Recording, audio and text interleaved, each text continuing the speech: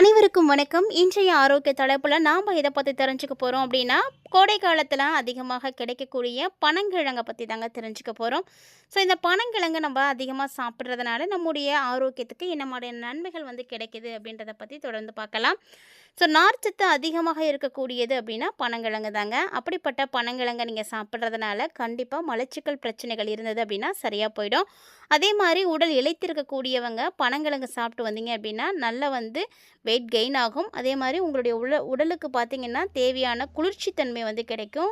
உடம்போட வலிமையும் பார்த்தீங்கன்னா அதிகரிக்க ஆரம்பிக்குங்க.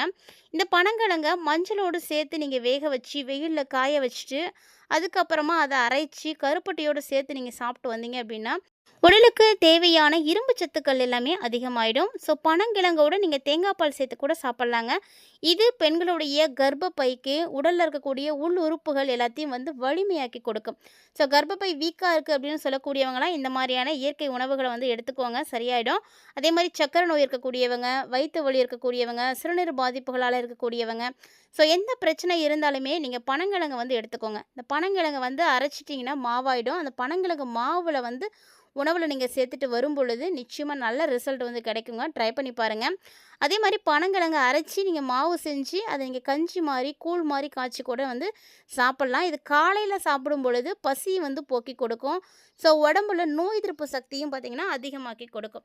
நிறைய சத்துக்கள் இருக்குது இந்த பனங்கிழங்குல. அதாவது நார்ச்சத்து அதிகமாக இருக்குது. கால்சியம், பாஸ்பரஸ், தாது உப்பு, புரதம், சர்க்கரை, omega 3 fat, potassium, vitamin B, vitamin B1, vitamin C, இந்த மாதிரி நிறைய சத்துக்கள் இருக்குது. அது மட்டும் இல்லாமல் தொகுப்பு அமிலங்கள் அதிகமாக இருக்குது.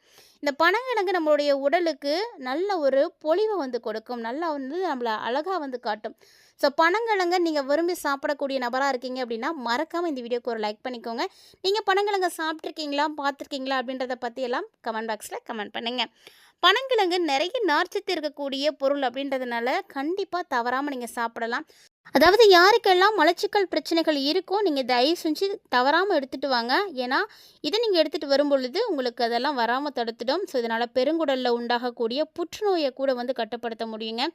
அது மட்டும் இல்லாமல் இதில் கால்சியம் அதிகமாக இருக்குது, பாஸ்பரஸ் அதிகமாக இருக்கிறதுனால உடலுக்கு நல்ல ஒரு வலிமை கிடைக்கும்.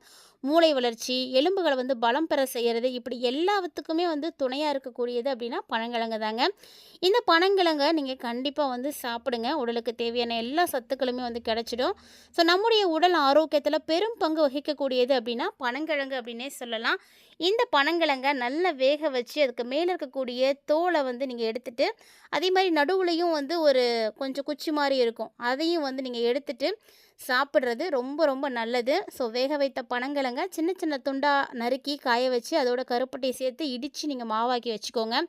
ஸோ இதை நீங்கள் கஞ்சாவோ கூழாவோ எடுத்துகிட்டு வரும் பொழுது இன்னுமே உங்களுடைய உடலுக்கு நிறைய நன்மைகள் கிடைக்குங்க.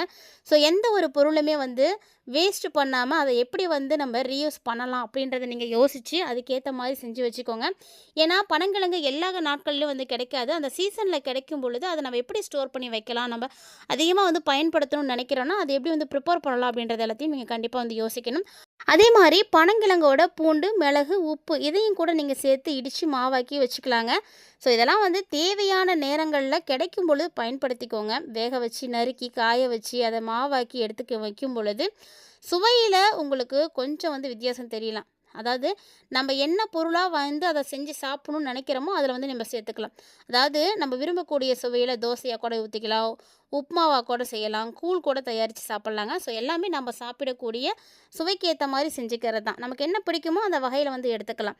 நம்ம எடுத்துக்கக்கூடிய உணவு முறைகள் தான் நல்லபடியாக இருக்கணும். நார்ச்சத்து மிகுந்த கிழங்கு அப்படின்றதுனால கண்டிப்பாக நீங்கள் எடுத்துக்கோங்க. ஏன்னா நோய் எதிர்ப்பு சக்தி குறைவாக இருக்கிறதுனால தான் நிறைய நோய்கள் தாக்குது. அந்த இம்யூனிட்டி பவரை இன்க்ரீஸ் பண்ணக்கூடிய ரொம்ப இயற்கையான உணவு அப்படின்னா அது பனங்கிழங்கு தாங்க. ஸோ அந்த பனங்கிழங்கை வேக வச்சு நீங்கள் தாராளமாக சாப்பிடுங்க. அதோடு கொஞ்சமாக வெங்காயம், பச்சை மிளகாலாம் போட்டு இடித்து நீங்கள் மாவாக்கி கூட சாப்பிடலாம். இதுவுமே பசியை நீக்கி கொடுக்கும். பனங்கிழங்கு பொங்கல் பண்டிகையை ஒட்டி அதிகமாக கிடைக்கும். ஸோ அதை வாங்கி நீங்கள் சாப்பிடுங்க. ஸோ இந்த மாதிரி சீசன் எப்போ அப்படின்றதையும் கட்டாயம் தெரிஞ்சுக்கோங்க.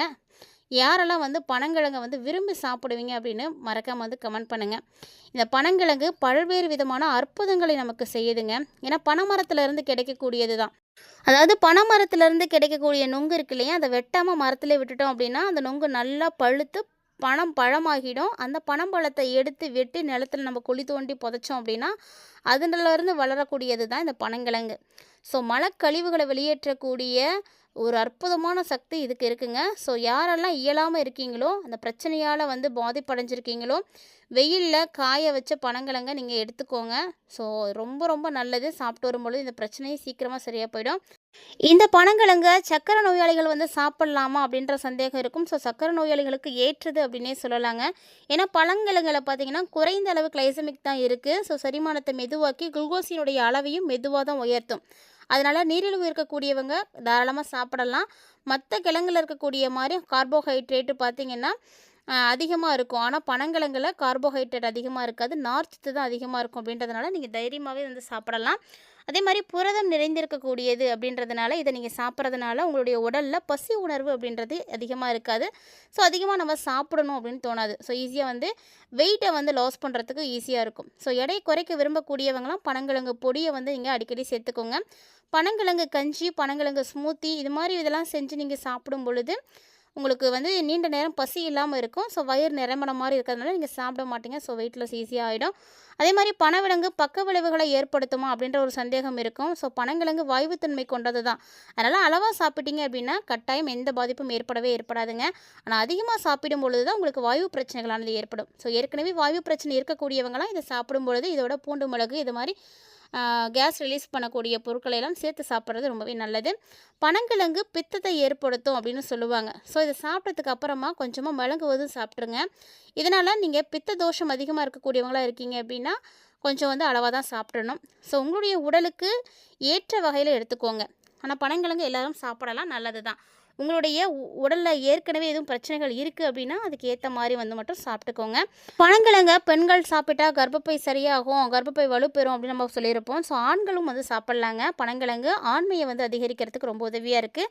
இதை நாட்டு மருத்துவத்தில் அதிகமாக வந்து பயன்படுத்துறது உண்டு. விந்து எண்ணிக்கை அதிகமாக்கிறது, அதனுடைய வீரியத்தை பெருக்கிறது அப்படின்னு எல்லா விஷயத்துலையுமே பனங்கிழங்கு சிறப்பாக வந்து செயலாற்றுது. ஸோ கண்டிப்பாக நீங்களும் வந்து சாப்பிடுங்க. ஸோ அது ஆண் பெண் அப்படின்னு எந்த விதமான பாகுபாடும் இல்லாமல் சாப்பிடும் பொழுது கண்டிப்பாக நிறைய பேர் பார்த்திங்கன்னா இதன் மூலமாக கருவுறுதலுக்கான வாய்ப்புகள் அதிகமாக இருக்குது. ஸோ கண்டிப்பாக இதெல்லாம் நீங்கள் ட்ரை பண்ணுங்கள். அனாவசியமான உணவுகளை எல்லாம் தவிர்த்துட்டு ஆரோக்கியம் சார்ந்த உணவுகளை நீங்கள் எடுத்துக்கும் பொழுது கண்டிப்பாக உங்களுடைய உடல் வந்து நல்ல மாற்றத்தை கொடுக்கும். ட்ரை பண்ணி பாருங்கள். இந்த மாதிரி இயற்கையான ஆரோக்கியம் தரக்கூடிய நிறைய பொருட்கள் வந்து இன்னும் நிறைய இருக்குன்னு தாங்க சொல்லணும். ஸோ அதை பற்றியெல்லாம் தான் நம்ம ஒவ்வொரு பதிவுலையுமே நிறைய தகவல்களானது கொடுத்துட்டு இருக்கோம். ஸோ எந்த பொருளில் என்ன சத்துக்கள் இருக்குது, அதை சாப்பிட்றதுனால என்ன மாதிரியான உடல் பிரச்சனைகள் வந்து சரியாக போகுது அப்படின்றதெல்லாம் நம்ம தொடர்ந்து பார்த்துட்ருக்கோம். ஸோ இந்த மாதிரி நிறைய தகவல்களை நீங்கள் பார்த்து தெரிஞ்சுக்கணும் அப்படின்னு ஆசைப்பட்டீங்கன்னா மறக்காமல் நம்ம சேனலை சப்ஸ்கிரைப் பண்ணிவிட்டு ஃபாலோ பண்ணிக்கோங்க. மீண்டும் மற்றும் ஒரு சுவாரஸ்யமான ஆரோக்கிய தலைப்பில் சந்திக்கலாம்.